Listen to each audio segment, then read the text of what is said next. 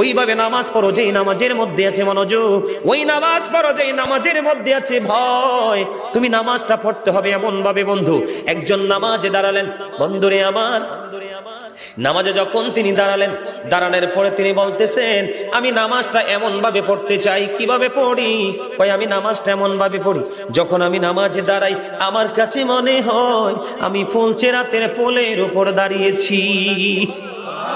একটু যদি নড়বড় হয় আমি জাহান্নামে নিক্ষিপ্ত হব। তার মানে হলো আমি এতটাই মনোযোগের সাথে নামাজ পড়েছি যেন আমার নামাজটা বিন্দু পরিমাণ কোনো আংশিকভাবে যেন অগ্রহণযোগ্য বলে আল্লাহর কাছে গৃহীত না হয়। তিনি বলতেছেন আমার কাছে মনে হয় রে এটা আমার জীবনের শেষ নামাজ। আমি এতটা ভয়, এতটা আতঙ্ক নিয়ে, এতটা তাকওয়া নিয়ে নামাজ পড়ি, আমার কাছে মনে হয় আমার পিছনে যেন আজরাইল দাঁড়িয়ে আছে, ডানে বামে সালাম ফিরাতে রে, আমার কাছে মনে হয় আমার প্রাণ পাখিটা কেড়ে নিয়ে যাবে। আমি যখন নামাজে দাঁড়াই আমার কাছে মনে হয় আমি যেন বাইতুল্লাহর সামনে দাঁড়িয়ে আছি। আমার কাছে মনে হয় আমার ডান দিকে জান্নাত অবস্থিত, বাম দিকে আমার জাহান্নাম অবস্থিত। এমন তাকওয়া ভয় নিয়ে নামাজে দাঁড়াই, আর ওই নামাজের জন্যই রয়েছে বড় সফলতা। জোরে জোরে বলুন না সুবহানাল্লাহ, আর জোরে বলুন সুবহানাল্লাহ। বন্ধুরে আমার, নামাজ এতটা তাকওয়ার সাথে এতটা মূল্যায়ন করে নামাজটাকে পড়তে হবে। আমাদের একজন কিতাব গ্রন্থের প্রণেতার নাম শুনেছি ইমাম বুখারী। যিনি বুখারী শরীফ রচনা করেছেন, ইমাম বুখারীর নাম শুনছেন নিশ্চয় সবাই।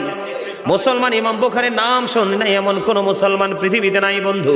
ইমাম বুখারী এমন ভাবে তিনি নামাজ পড়তেন, উনি যখন নামাজে দাঁড়ালেন বিষাক্ত ভীমরুল তাকে কামড় দিল। কি দিল? বিষাক্ত ভীমরুল পোকা তাকে কামড় দিল বন্ধু।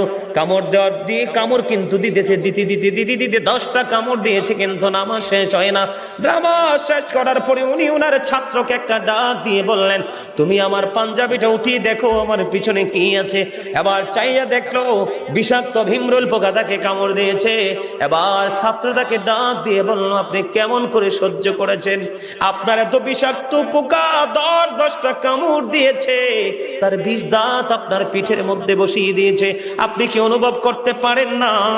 তখন বন্ধু ইমাম বুখারী একটা ডাক দিয়ে বলল রে আমার ছাত্র তুমি শোনো গো, আমি যখন নামাজে দাঁড়িয়েছি আমার মালিকের দিকে ধ্যান করে যখন আমি কোরআন তেলাওয়াত শুরু করলাম, আমার কোরআন তেলাওয়াত আমার কাছে এতটাই মধুময় মনে হয়